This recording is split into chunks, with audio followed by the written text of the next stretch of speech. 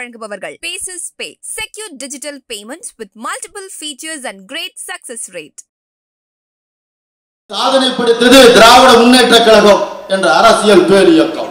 அரசியல் பேரியக்கம் என்று சொன்னால் நேற்று கட்சியை தொடங்கினோம், மறுநாள் முதலமைச்சரானோம் என்றல்ல. 18 ஆண்டு காலம் தமிழ்நாட்டு மக்களிடத்திலே போராட்டங்களை நடத்தி சிறை சென்று மொழிக்காக, விலைவாசி உயர்வுக்காக பல்வேறு போராட்டங்களை நடத்தினார் பேரறிஞர் அண்ணா அவர்கள். தமிழ்நாட்டு மக்களுக்கு நம்பிக்கை பிறந்தது. காங்கிரஸ் அல்லாத ஆட்சியை உருவாக்கிய பேரறிஞர் அண்ணா அவர்களால் முடியும் என்று கருதினார்கள். அண்ணாவை நம்பினார்கள். ஏனென்றால் பெரியாரோடு பயணித்தவர், நேர்மை இருக்கும் என்று நம்பினார்கள். தமிழ்நாட்டு இளைஞர்கள் அண்ணாவுடைய பேச்சை கேட்டு எழுத்தை படித்து அவர் பின்னால் சென்றால் நம்முடைய தமிழ் இனம் எழுச்சி பெறும் என்ற நம்பிக்கையை விதைத்தார்கள். நம்பிக்கையை ஏற்றுக்கொண்டார்கள். பட்டதாரிகளை தேடி தேடி பிடித்தார். கல்லூரிகளுக்கு சென்று, பல்கலைக்கழகங்களுக்கு சென்று மாணவர்களை வாருங்கள் என் பின்னே என்று அழைத்தார். நம்பி வந்தார்கள். 40களில் தொடங்கி 69 வரை அவர் அழைத்த மாணவர்களை எல்லாம் பெற்றோர்கள் அனுப்பி வைத்தார்கள். போ, காஞ்சிபுரத்துக்காரர் கூப்பிடுகிறார், போ என்று அனுப்பி வைத்தார்கள். அப்படி அவர் அனுப்பி வைத்தவர்கள் இன்றைக்கு தமிழ்நாட்டினுடைய அமைச்சர் பெருமக்களாக, தலைவர் பெருமக்களாக, மறைந்தும் மறையாமல் நம் நெஞ்சில் வாழ்கின்றவர்களாக இருந்து கொண்டிருக்கிறார்கள். பேரறிஞர் அண்ணா ஆரம் கோர்ப்பது போல் கோர்த்து பார்த்தார், அழகு பார்த்தார். தம்பிகளை பேச வைத்து மாநாடுகளில் அழகு பார்த்தார். அவரை போற்றி பாராட்டி பேசும் பொழுது சட்டை பிடித்து இழுத்து விட்டு கொள்கையை சொல்லு என்று சொன்ன பெருந்தகையாளர் பேரறிஞர் அண்ணா. அவர் வழியில் வந்த நம்முடைய அருமை முத்தமிழறிஞர் டாக்டர் கலைஞர் அவர்கள் தமிழ்நாட்டினுடைய மக்களுடைய ஒவ்வொரு தேவைகளையும் அறிந்து அறிந்து அறிந்து அவர் ஆட்சியில் இருந்த காலகட்டத்தில் அவர் செய்திட்ட பணிகளை நான் சொல்லுவேன் சொன்னால், தோழர் நந்தகுமார் அவர்கள் எனக்கு 15 நிமிடம் தான் தந்திருக்கின்றார்கள். ஒவ்வொரு பேச்சாளர் 15 நிமிஷம், அதுக்கு மேல உங்களுக்கு டைம் கிடையாது. எதிர்கட்சிங்க இனிமேல் வந்து பேசுவாங்க, நீங்க முடிச்சதுக்கு அப்புறம் அதுக்காக நீங்க குயிக்கா முடிங்க. நான் குயிக்கா முடிச்சிடறேன். எங்களுக்கு களம் இருக்குனாக்கா கொள்கை இருக்கு, எங்களுக்கு தத்துவம் இருக்கு, எங்களுக்கு தலைவர்கள் இருக்கிறார்கள். தலைவர்கள் என்று சொன்னால் அவர்கள் முதலமைச்சர் நாற்காலிக்காக ஆசைப்பட்ட தலைவர்கள் இல்ல. திராவிட முன்னேற்ற கழகம் தொடங்கிய போது சீர்திருத்த இயக்கம், பொது தேர்தல் 52ஆம் ஆண்டு வந்த போது திராவிட முன்னேற்ற கழகம் போட்டியிடவில்லை. 49இல் தோன்றிய இயக்கம் 52 தேர்தலில் போட்டியிடவில்லை. 52 தேர்தலுக்கு அப்புறம் 57 தேர்தலில் போட்டியிடுகிறது. செயற்குழு, நிர்வாக குழு, பொதுக்குழு கூட்டி உடனடியாக தேர்தலில் நிற்கும் என்று சொன்னார்களா? அல்ல. திருச்சி திருப்புமுனை மாநாட்டில் அண்ணா அவர்கள் 2 பெட்டிகளை வைக்கிறார்கள்.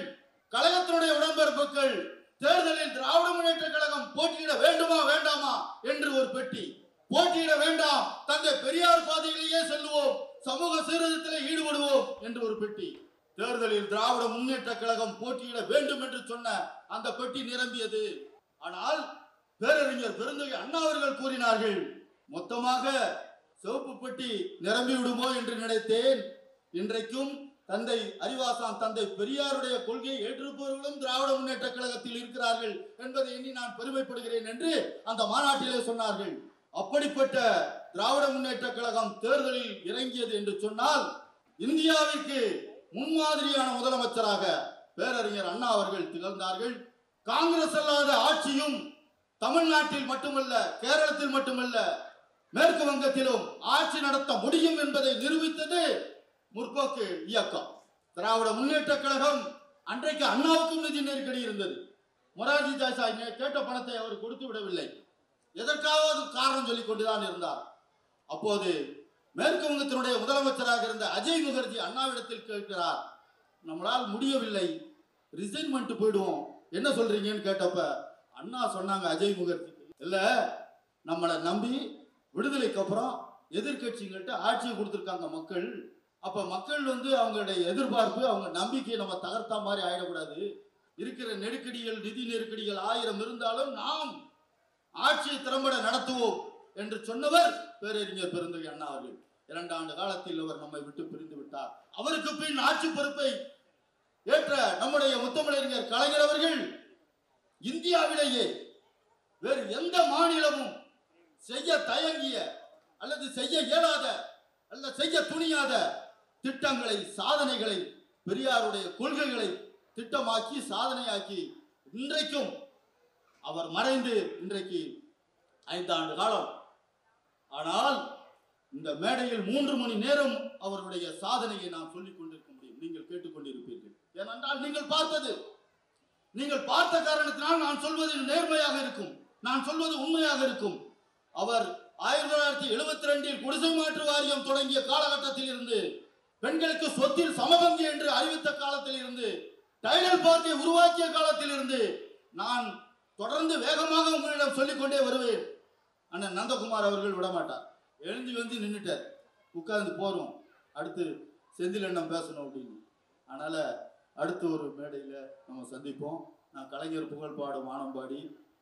நீங்கள் இவ்வளவு பொறுமையாக இருந்து என்னுடைய உரையை கேட்டமைக்கு நன்றி தெரிவித்து, திராவிட முன்னேற்ற கழகத்தின் சார்பில் கலைஞர் பதிப்பகம் அருமை தோழர் நந்தகுமார் அவர்களுக்கும் மற்றும் அவரை சார்ந்த அலுவலர்களுக்கும் நன்றியை தெரிவித்து, உங்களுக்கும் நன்றியை தெரிவித்து, ஆங்கில புத்தாண்டை உங்களுக்கு தெரிவித்து, திராவிட முன்னேற்ற கழகம் 2026 தேர்தலில் களம் காண இருக்கின்றது. சண்முகநாதன் என்பவர் திராவிட முன்னேற்ற கழகத்தினுடைய கலை இலக்கிய பகுத்தறிவு பேரவையினுடைய சென்னை தென்மேற்கு மாவட்டத்தினுடைய அமைப்பாளர். அது மட்டுமன்றி 3 மாதங்களாக வர இருக்கக்கூடிய 2026 தேர்தலில் திருத்தணி தொகுதிக்கு என்னை தேர்தல் பார்வையாளராக எங்களுடைய அருமை தலைவர், மாண்புமிகு கழகத்தினுடைய தலைவர், மாண்புமிகு முதலமைச்சர் அவர்கள் என்னை நியமித்திருக்கின்றார்கள். களத்தில் நிற்கின்றோம். இந்தியாவிலேயே மற்ற கட்சிகளுக்கு மாநில சுயாட்சியை பற்றி விளக்குகின்ற அளவிற்கு திராவிட முன்னேற்ற கழகம் இன்றைக்கு அண்ணா காலத்திலிருந்து திகழ்ந்து கொண்டிருக்கின்றது. வெற்றி எந்த திசையிலிருந்தும் வெற்றி வெற்றி என்ற ஒன்றை நோக்கிதான் திராவிட முன்னேற்ற கழகம் தலைவர் பெருமக்களும் நகர்ந்து கொண்டிருக்கின்றார்கள். 2026 களம் காண்போம், வெற்றி பெறுவோம், திராவிடத்தை தலைக்க செய்வோம், இந்தியாவை வாழ வைப்போம்.